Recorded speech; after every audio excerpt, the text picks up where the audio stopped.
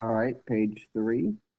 We're going to start with solving a radical equation. So um, earlier we were square rooting to get rid of powers of 2. Now we're actually going to square to get rid of radicals. But before I can do that, I have to isolate the radical. So I'm going to start by subtracting x from both sides. And so let's see, we get the square root of 2x minus 3 equals 3 minus x. And so I'm going to square both sides. And so I square both sides. So what that does is that'll nullify the radical on the left side. So I'm left with 2x minus 3 equals. Now when I square this, hope you remember our pattern. Square the first one. Okay. Then multiply it together and double it. So that should be a minus 6x. And then square the last one. So that should become a plus x to the second power. And if you wanted to on the side of your paper, you could have broken it down to like 3 minus x times 3 minus x. And then you could FOIL it. And if you FOIL it, you'll get the same thing that I have right here. Okay. So now what we want to do, now we actually have a quadratic because we have a power of 2. And so kind of like what we were doing on the very first page, we want to go ahead and set this thing equal to 0 and solve it.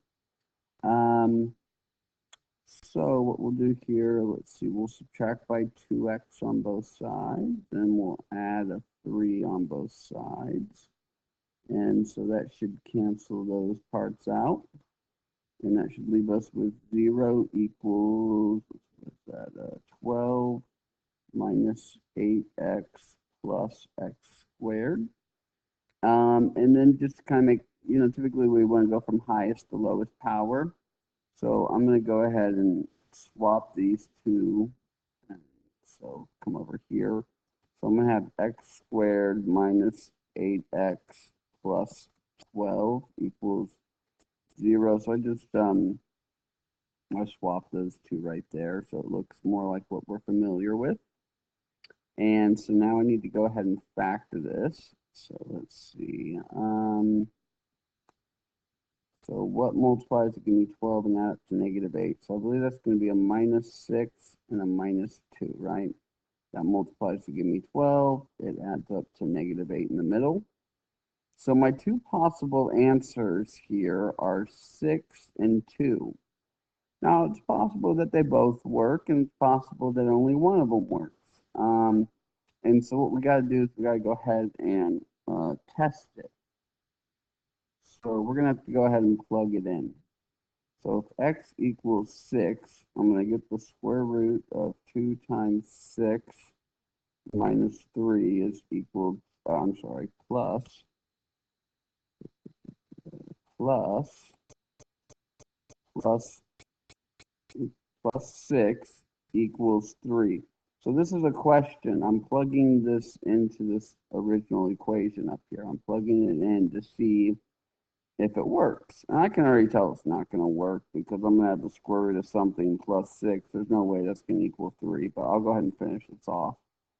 So let's see, I get the square root of 12 minus 3 plus 6 equals 3. If I get the square root of 9 plus 6 equals 3. I end up getting 3 plus 6 equals 3, which is false. So that's false. So I know 6 is not going to work. So that probably means 2 is fine, but we'll go ahead and check it just to make sure. So let's see, if I let x equal 2, we're going to have the square root of 2 times 2 minus 3 plus 2 for what x is over there, and then equals 3. So this is, we're asking ourselves if that will work. So here, let's see, that's going to give us square root of 4 minus 3 plus 2. And so that simplifies into the square root of 1 plus 2 equals 3. So we get 1 plus 2 equals 3. 3 equals 3. So we tested it and it came back true. So we know that it definitely worked. we know that 2 is my answer. So on the exam, yours is probably going to be pretty similar to where you're going to need to check. And if you don't exclude the bad answer, you are going to lose a couple points. So just keep that in mind. Okay, so next we're going to deal with some factoring with some interesting exponent. Or no, I'm sorry, we're not factoring. We're still solving. Okay. So on these here, what we're going to have to do is it's kind of similar to what we were doing earlier when we were, oops, sorry, let me fix this.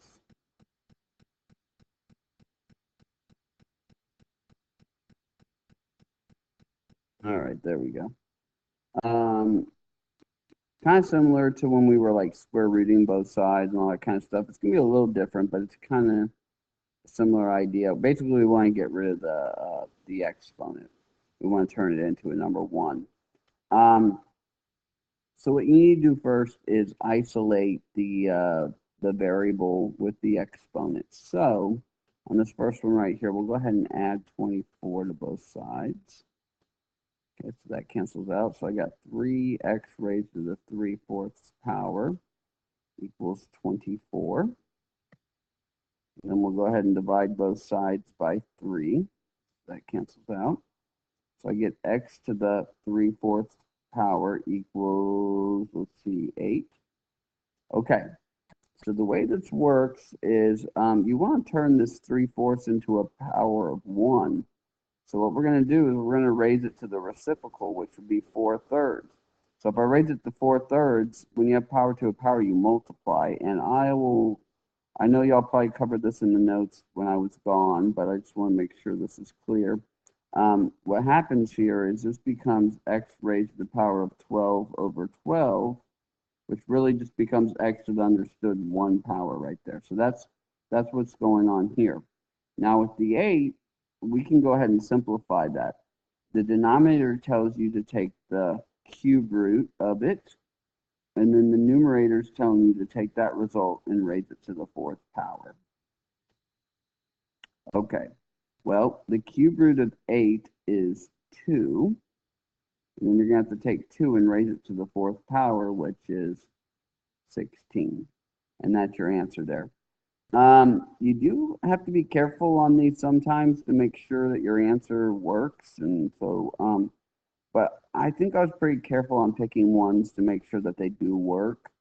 But if you were to plug it in and try it, it should go ahead and balance out and equal 0. So I don't think we're going to have any issues there. All right, let's try this next one. So right here I have x minus 7 quantity raised to the 2/3 power. So I can't like add 7 to both sides or anything like that. I actually have to take care of the exponent first. And so kind of like what I did on the other one, I'm going to do the same thing. I'm going to raise it both sides to the reciprocal, which would be 3/2. I'm going to raise this side to 3/2. Okay. So in doing so, that'll cancel out right there. I'm just left with x minus 7.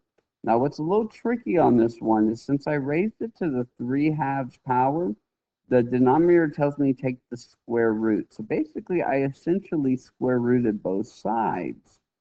So if you think back, when you square root both sides, you have to put the plus or minus. So I'm going to have to put plus or minus square root of 25 raised to a power of 3.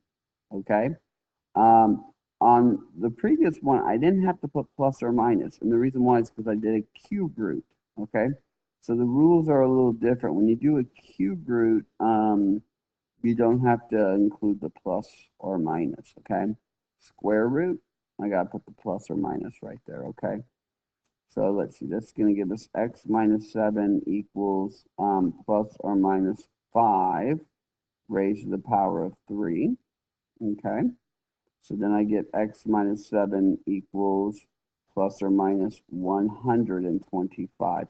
Because if you cube positive 5, you get 125. If you cube negative 5, you get negative 125. And then, let's see, we're going to go ahead and add 7 to both sides. I'm going to do that in a different color. There we go. So we'll add 7 to both sides. So we end up with x equals 7 plus minus 125. Now we can actually go ahead and do that algebra, so we will. So 7 plus 125, 7 minus 125. So when you add it together, you'll get 132. And then when you subtract it, you'll get negative 118. Once again, you're supposed to be kind of careful and plug it in and check it. I'll tell you right now, it's fine. You can, if you want to, go ahead and plug it in, but you'll see that it does work out. It does equal 25 if you plug either one of those in. And so on the exam, I plan on doing the same thing. I don't plan on giving you an extraneous solution. I plan on making it work out fairly decent, okay? All right, so I think that's the end of page 3.